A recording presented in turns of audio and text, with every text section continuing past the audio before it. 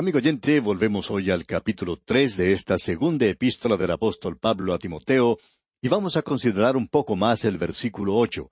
Pasamos algo apresurado sobre esta sección en nuestro último programa, y queremos ahora detenernos un momento para señalar algunas de las cosas importantes que tenemos mencionadas aquí.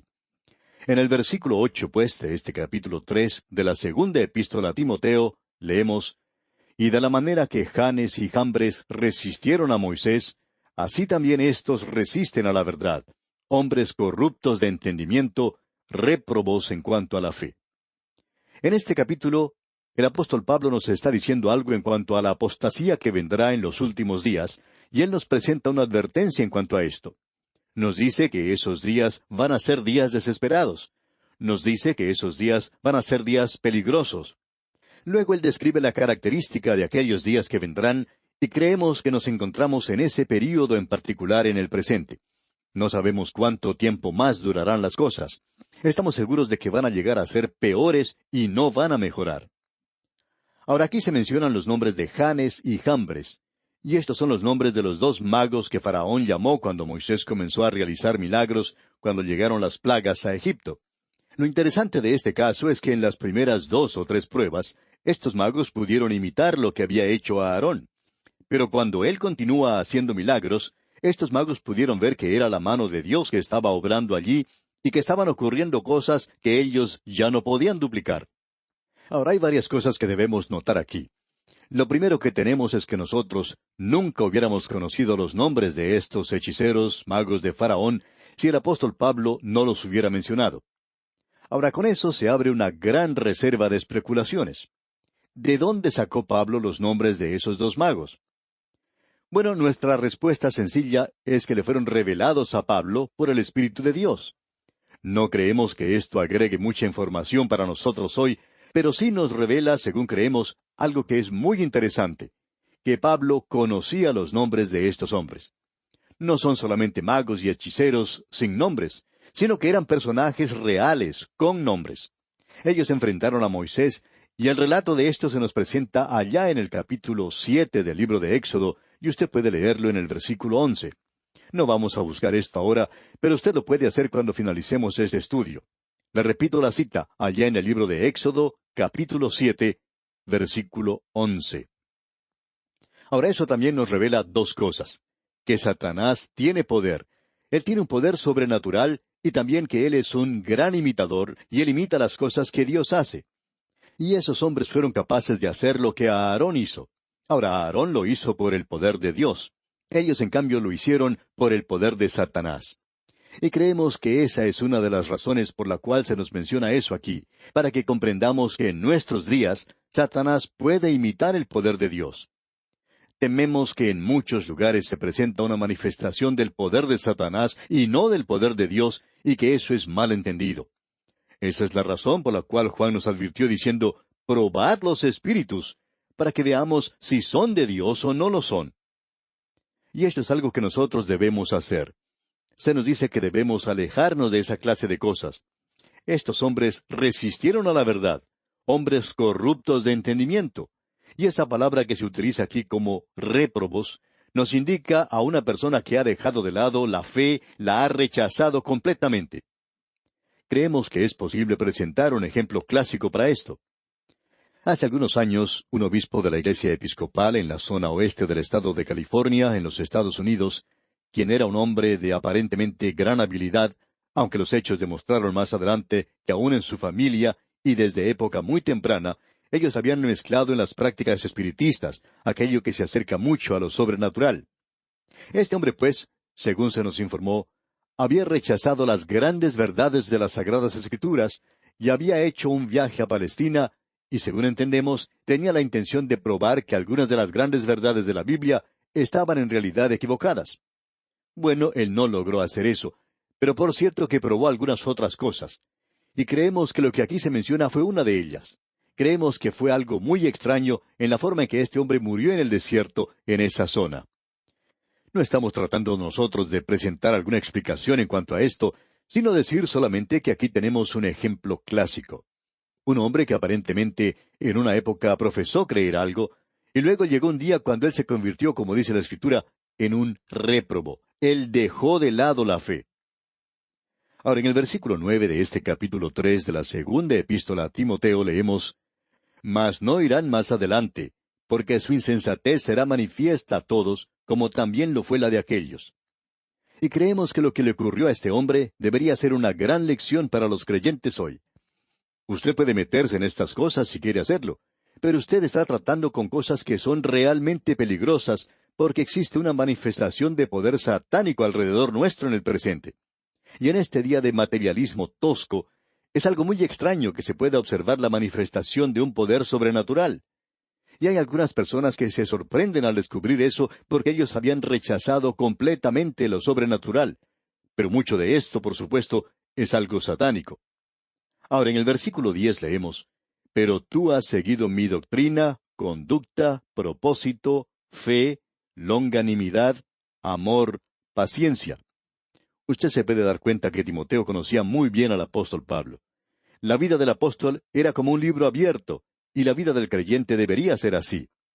Y el apóstol Pablo continúa diciendo en el versículo 11 de este capítulo 3 de la segunda epístola a Timoteo, persecuciones, padecimientos como los que me sobrevinieron en Antioquía. Aquí se refiere a Antioquía de Pisidia. Y continúa diciendo en la segunda parte de este versículo 11, en Iconio, en Listra. Estos son los lugares de la zona de Galacia, donde el apóstol Pablo hizo su primero, segundo y tercer viaje misionero.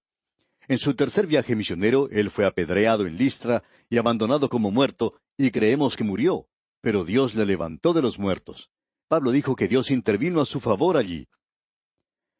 Y luego termina diciendo, en este mismo versículo 11 del capítulo 3 de la segunda epístola a Timoteo, persecuciones que he sufrido, y de todas me ha librado el Señor. Esta es la zona donde vivía Timoteo. Allí vivían también su madre y su abuela, su familia entera vivía en ese lugar. Su padre, un griego, también era de esa zona. El apóstol Pablo le dice, Tú conoces todo esto y sabes de las cosas que he padecido. Y continúa en el versículo 12, Y también todos los que quieren vivir piadosamente en Cristo Jesús padecerán persecución. Creemos que estamos entrando en una época, amigo oyente, cuando cuesta algo el ser creyente. En un programa anterior mencionamos lo que había dicho el señor Melvin Laird en una conferencia de prensa. No sabemos las circunstancias por las cuales él hizo esa declaración, pero él había dicho que este mundo se está convirtiendo en un lugar muy impopular para los creyentes. Él aparentemente sabe algo que nosotros no sabemos, y quizá usted tampoco lo sepa, amigo oyente. Pero aparentemente estamos entrando en una época hoy donde el cristianismo, y nos estamos refiriendo a los verdaderos creyentes, se está convirtiendo en algo muy impopular. Uno de los ejemplos que podemos utilizar hoy es en cuanto a la prensa. Es muy difícil encontrar a un reportero que informe en cuanto a lo que ocurre en el mundo cristiano. ¿Cuándo fue la última vez en que usted leyó algún artículo favorable en cuanto a la posición bíblica hoy? Quizá pongan en primera plana algún hecho negativo, pero no se presenta allí a algún predicador fundamental. Hombres que creemos tienen mucha mayor habilidad que el ejemplo que presentamos anteriormente, pero esta gente ni siquiera recibe publicidad. ¿Por qué? Porque en realidad no existe mucha libertad de prensa. Y usted nos pregunta, ¿qué quiere decir con eso? Bueno, queremos decir sencillamente lo siguiente, que la prensa no presta atención, es decir, deja de mencionar las noticias que representan la verdadera cristiandad. Y si usted llega a recibir alguna publicidad, es una representación muy mala la que se hace. Y no solamente eso. Si un predicador comete un crimen, entonces lo ponen en la primera página. Pero si él es un instrumento que ayuda a salvar a un grupo de personas de ir al infierno, entonces lo dejan de lado. Nunca se menciona. Lo que estamos diciendo, amigo oyente, es que hemos entrado en una órbita donde sabemos lo que es pagar un precio por mantenernos firmes por Cristo. Luego en el versículo 13 de este capítulo 3 de la segunda epístola a Timoteo leemos, Mas los malos hombres y los engañadores irán de mal en peor, engañando y siendo engañados. Ahora esta palabra engañadores aquí es algo interesante de notar. Se puede traducir como hechicero o impostor, cualquiera de los casos. Engañando y siendo engañados. Es decir, que están haciendo descarriar a la gente y al mismo tiempo se descarrían a sí mismos. Este es un cuadro de los días postreros. ¿Qué es lo que puede hacer un hijo de Dios en días como estos? Bueno, aquí tenemos lo que el apóstol Pablo nos dice en los versículos 14 y 15 de este capítulo 3 de la segunda epístola a Timoteo. Escuche usted. Pero persiste tú en lo que has aprendido y te persuadiste, sabiendo de quién has aprendido, y que desde la niñez has sabido las sagradas escrituras, las cuales te pueden hacer sabio para la salvación por la fe que es en Cristo Jesús. ¿Cuál es el antídoto hoy para la apostasía mundial? El antídoto, amigo oyente, es la palabra de Dios. ¿Cuál es el recurso y el auxilio para el Hijo de Dios en el presente? La palabra de Dios, amigo oyente. Ese es el único recurso que tenemos hoy. Ese es el único lugar al cual podemos ir en un día como el que vivimos. Nosotros debemos continuar en las cosas que hemos aprendido, y como dice aquí el versículo 15, y que desde la niñez has sabido las sagradas escrituras, las cuales te pueden hacer sabio para la salvación por la fe que es en Cristo Jesús. La madre y la abuela de Timoteo le habían enseñado a él la palabra de Dios. Ellas eran madres judías y le habían enseñado a él las sagradas escrituras, la palabra de Dios. El apóstol Pablo le dice que las escrituras te pueden hacer sabio para la salvación por la fe. ¿Qué clase de salvación? Timoteo ya era salvo en esa ocasión. Vemos que la salvación se encuentra en 3 tiempos, y creemos que es necesario observar esto de esta manera. Se puede decir, en tiempo pasado, he sido salvado del pecado. En tiempo presente, estoy siendo salvado del pecado. Y tercero, en tiempo futuro, seré salvo del pecado. Yo he sido salvo del pecado. Cristo llevó mi juicio de muerte, y yo he pasado de muerte a vida, y ya no me encuentro bajo la condenación en el día de hoy, porque ninguna condenación hay para los que están en Cristo Jesús. Pero también estamos siendo salvos en el presente. Él está llevando a cabo una salvación en nosotros, y nosotros ni siquiera la tendremos perfeccionada en esta vida. Pero cuando miramos hacia el futuro, llegará un día cuando aún no se ha manifestado lo que hemos de ser, pero sabemos que cuando Él se manifieste, seremos semejantes a Él, porque le veremos tal como Él es.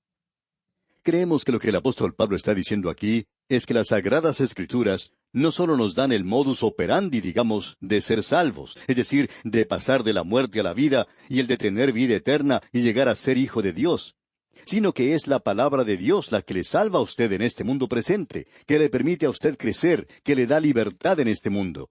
Esa es una de las razones por la cual nosotros la estamos enseñando. Creemos que el estudio constante de la palabra de Dios es la única ayuda que cualquiera de nosotros pueda tener. Luego el apóstol Pablo dice, las cuales te pueden hacer sabio por la fe que es en Cristo Jesús. Y creemos que le hace sabio a usted la forma en que viva aquí en este mundo. Ahora el versículo 16 dice, toda la Escritura es inspirada por Dios y útil para enseñar, para redarguir, para corregir, para instruir en justicia. Amigo oyente, cuando el apóstol Pablo dice toda la Escritura, eso quiere decir precisamente eso, toda, desde el Génesis hasta el Apocalipsis. Alguien nos va a decir ahora, bueno, ¿no sabía usted que el libro de Apocalipsis no se había escrito todavía? Pero lo importante es saber que el libro de Apocalipsis llegó a formar parte de las Sagradas Escrituras. Y el apóstol Pablo está cubriendo todo esto aquí cuando dice, toda la Escritura es inspirada por Dios. Esa palabra inspiración indica el aliento de Dios.